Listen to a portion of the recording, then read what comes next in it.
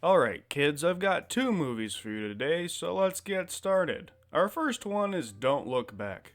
No, not the Bob Dylan documentary from 1967, but I'm proud of you for knowing what that is, my little cinephiles. No, it's a new horror movie from 2020. Like seemingly every movie that I review on this show, it starts out really bad. First, we are treated to some very phony looking news footage of people getting mugged while stupid people just watch and don't do anything about it. And after that's done, we cut to our main character, a woman named Caitlin, as it appears someone is breaking into her house. Oh, it's just our good old dad, making her some pancakes with sprinkles. Okay, I can accept that they are burnt and that her dad's just not a good cook, but who just puts sprinkles right on pancakes? No whipped cream, just sprinkles. How odd. She tells him that she's going to see her boyfriend soon, and then he says, Ha! He's bringing you the birthday sex. that. And then suddenly, bang! These two guys who look like they're a couple of professional bank robbers bust in and say, "Where's the money?" And they kill the dad and they wound Caitlin and then they leave. What?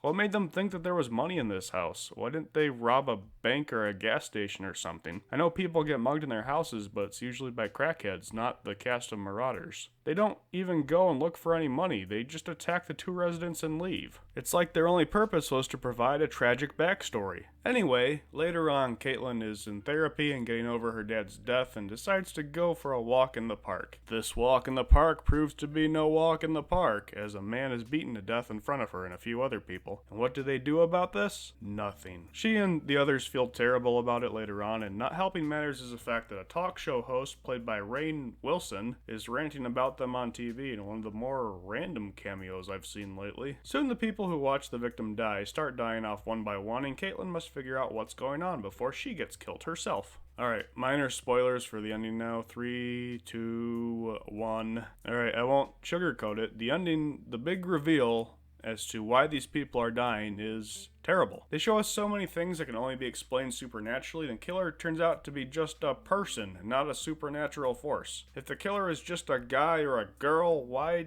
was Caitlin dragged around by something invisible? Why do the kills keep happening at exactly 9:12? Why does this zombie guy keep appearing and jump scaring Caitlin? And this wasn't even the only bad twist in the film. At the very end, Don't Look Back throws in another twist.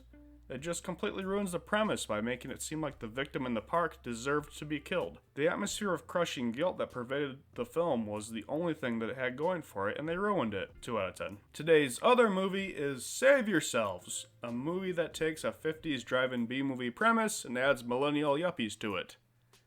Yay? In this movie, a New York couple named Sue and Jack decide to head out to the cabin in the woods for some technology-free rest and relaxation. Unbeknownst to them, the world is being conquered by aliens at this time. Together, they must survive out on their own and make it back to what's left of humanity. If they ever actually figure out what's going on. Let's start out with what I liked about the film. Far and away the best aspect for me were the aliens. They had the perfect design for a sci-fi horror comedy, in that they were funny to look at but still gave off a sense of danger. They were these little puffy hairballs with a razor-sharp appendage that shoots out of their bodies to stab their victims. It was amusing to watch the terrified characters try to fight these cute little fuzzballs, and the movie came to life whenever they were on screen. Unfortunately, they aren't really on screen that much, and we're mostly left with our two leads, who prove themselves to be not very good company. As exaggerated yuppie stereotypes, they started getting on my nerves early on. The movie has one joke, and the joke is, haha, these dang millennials don't know how to function in the real world without their phones. So it's scene after scene of, haha, they don't know how to drive a stick shift. Haha, they don't know how to cut wood with an axe. Haha, they can't relate to each other except through Facebook quizzes. You really just want the action to start? It's hard to care about their relationship when they're just so stupid and useless. I wouldn't even call this a sci-fi movie. I'd call it a bad mumblecore comedy with sci-fi horror elements. There were a few laughs to be had, and the little monster fighting that there was fun, if distractingly low budget at times, but Save Yourselves was a mostly annoying experience, and I'll be giving it a 4 out of 10.